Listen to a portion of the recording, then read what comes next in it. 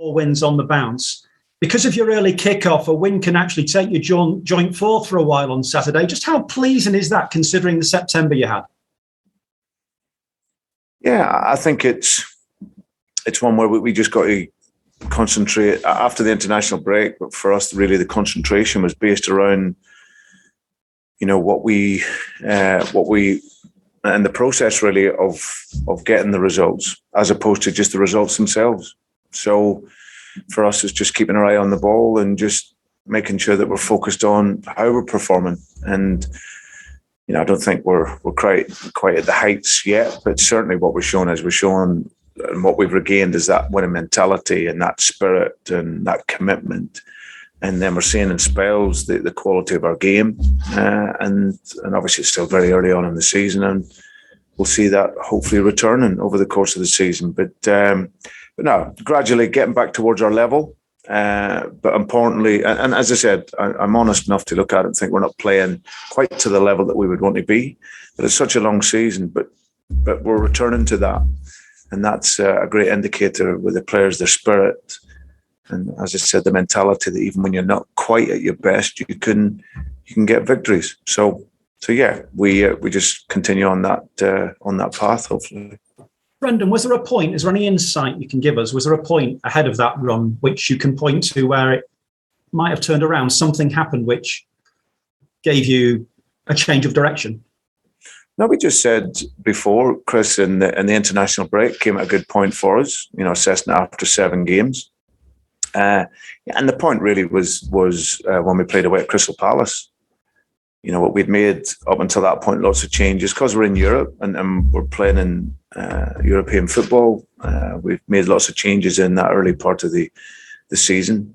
So we didn't quite have our rhythm and we didn't quite have the performance level that we would want with and without the ball. So for me, it was just a case of that international break. It was a great point to draw a line in it, look at the team and from a dispassionate position and look at really fundamentally how we've played in the majority of the time I've been here. And we weren't at that level. So let's strip it back and fundamentally get back to how we were and get back to the blueprint of our game. So yeah, so throughout then the international break and following that, we've been able to work on those elements of our game, which allows us to perform better. Brendan, I know how much you admire Jamie Vardy, like we all do. He has a chance to put himself in the record books against Arsenal on Saturday. He's got 11 goals, 11 Premier League goals against Arsenal, which is more than he has against any other team. Wayne Rooney has 12 goals. He has the chance with a brace to become the all-time greatest Premier League scorer against Arsenal. Just give us your assessment of what Jamie has done this season for you and just his longevity and keeping himself at the very top. Yeah, remarkable player. Just elite mindset in terms of preparing himself every day.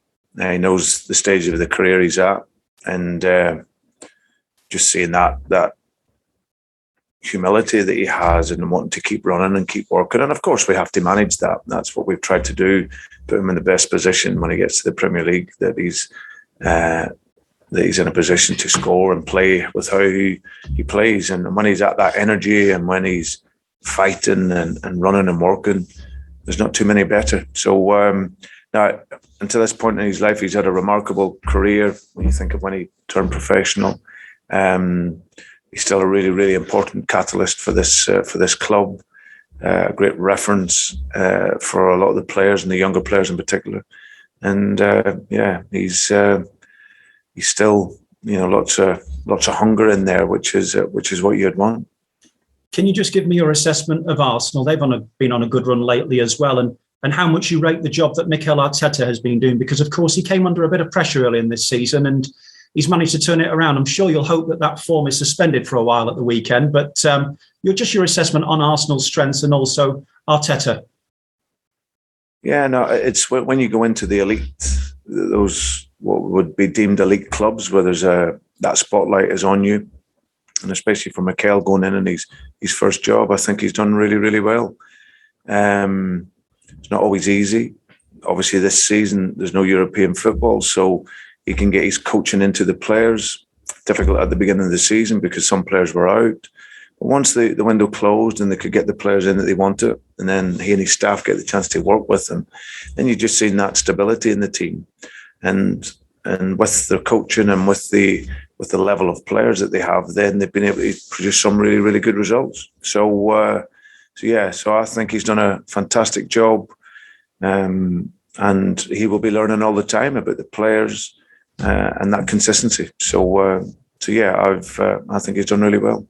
Just finally from me, Brendan, in recent days, you've been linked with the Newcastle job, the Manchester United job, the Barcelona job. Now, I don't expect you to talk about that, but is that testament not only to the great work that you're doing, but also the work that's being done at Leicester City Football Club? To be honest, Chris, I don't even think about it.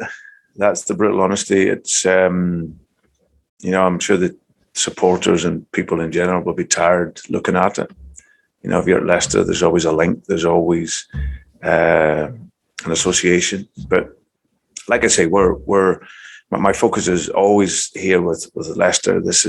We're trying to develop this football club onto that sort of next level where you're competing for European football and challenging for honours, and looking to do that consistently. So that's everyone here at the club, from our chief executive to director of football, staff, players. We're all very much on the same path with the same vision, and that's what we look to continue to do. Thank you for your time, Brendan. Good luck this week. Thanks, Chris. Thank you. Thanks, Chris. We'll go to Niv from PLP. Hi, Brendan. Good afternoon. Hi. Just a quick one for me about Yuri Tielemans. Obviously, a sensational goal against Brentford, another one against Man United. How would you assess his progress? I think he's progressing well.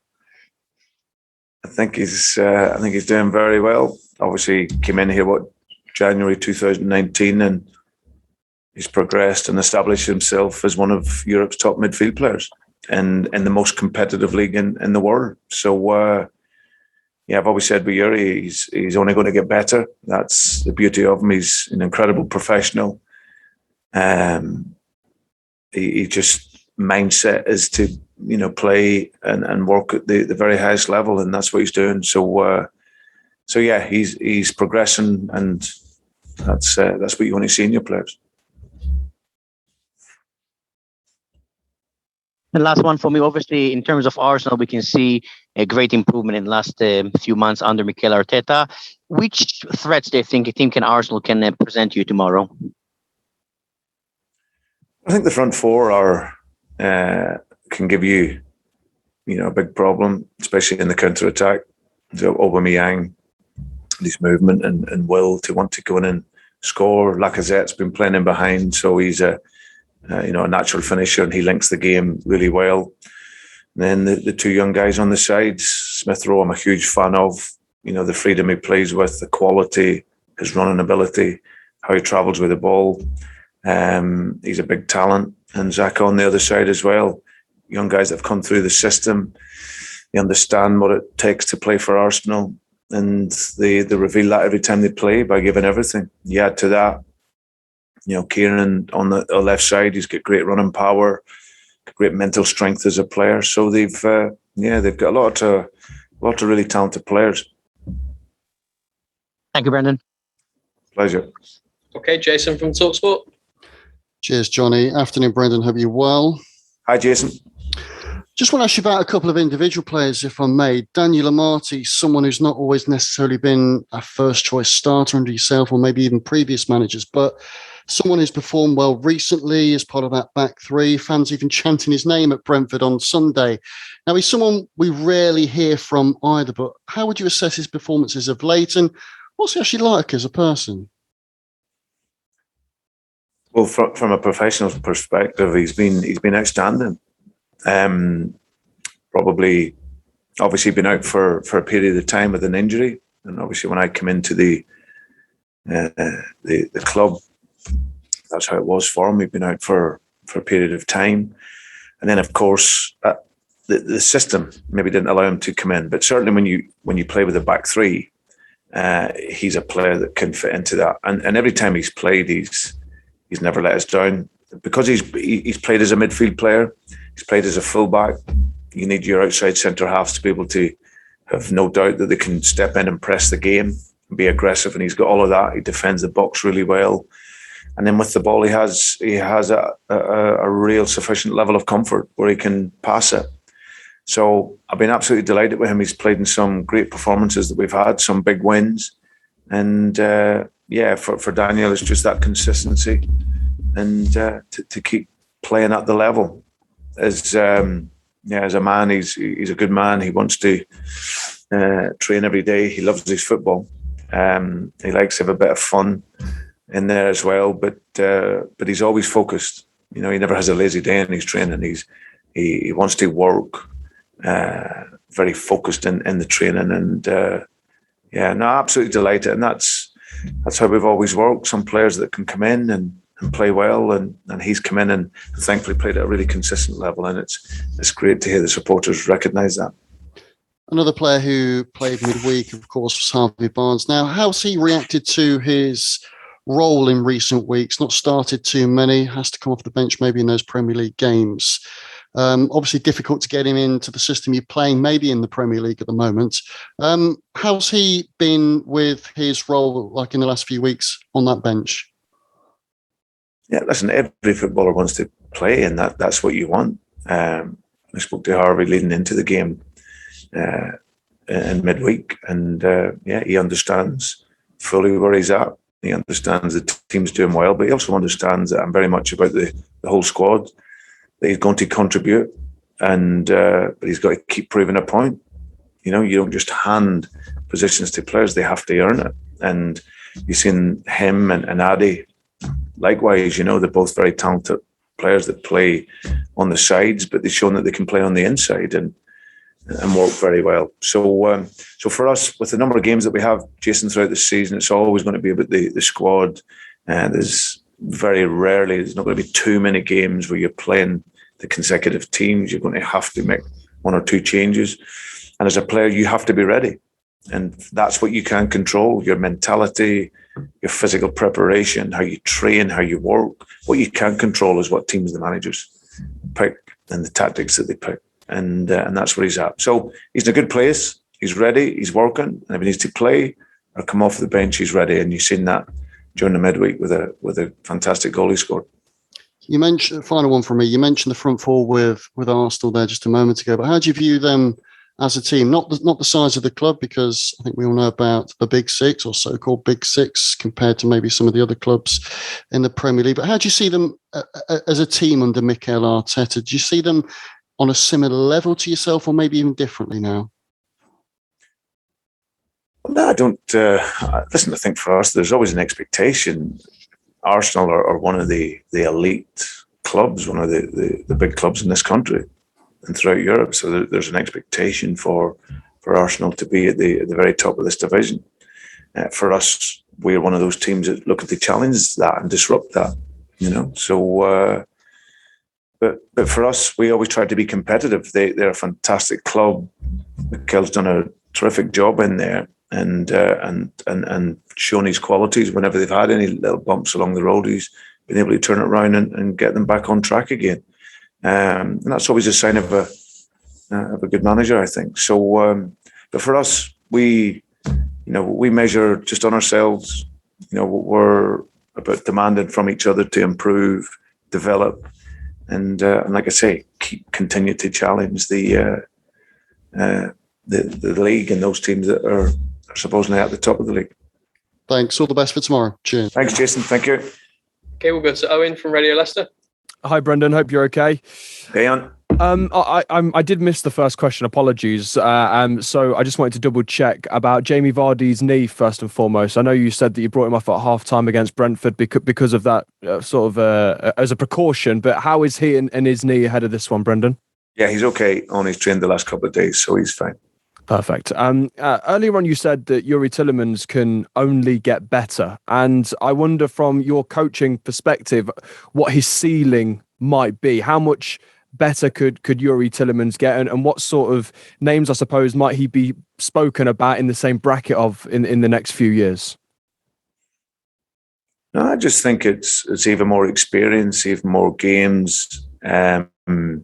Just his efficiency in games. I think that he's one of the best professional players I've ever worked with, and that for a very what would be deemed a young player as such. He's a remarkable professional. So I just think his consistency. His job is to create goals and score goals, but he's proven himself to also physically now cope with the league. I think when he come in, that's always a challenge for any player coming in from Europe. The physicality of the Premier League is daunting, but he's really worked hard in that aspect of his game to have that physicality. And if you look across the board in terms of ideal footballers and looking at a player being mentally tough and really good technical ability and having an intelligence to interpret different footballing systems and how you play, having bravery and physicality, then he just ticks every one of those boxes, and that's what makes the elite players. So, but at 24 years of age, he's only going to get better. He's not even anywhere near he's the asset age yet. So a joy to work with, brilliant player, and a really, really good young guy.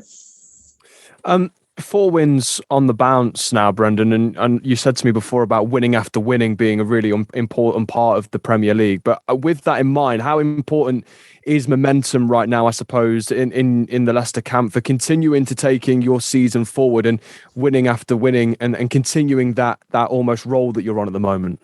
Yeah, it's very important, so even at this early stage, just that continuation of demanding from each other is important. Like I said, we were a bit inconsistent at the beginning, but since the last break, we found a rhythm. But more importantly, found a mentality. So that back to what we are about really, and in our pressing and our aggression in the game, and then that spills into your attacking side. So it's just concentration. Just like I said earlier, you've got to keep your eye on the ball, stay focused, and continue with that basic fundamental idea of pressing and working and running, and then hopefully your qualities come through.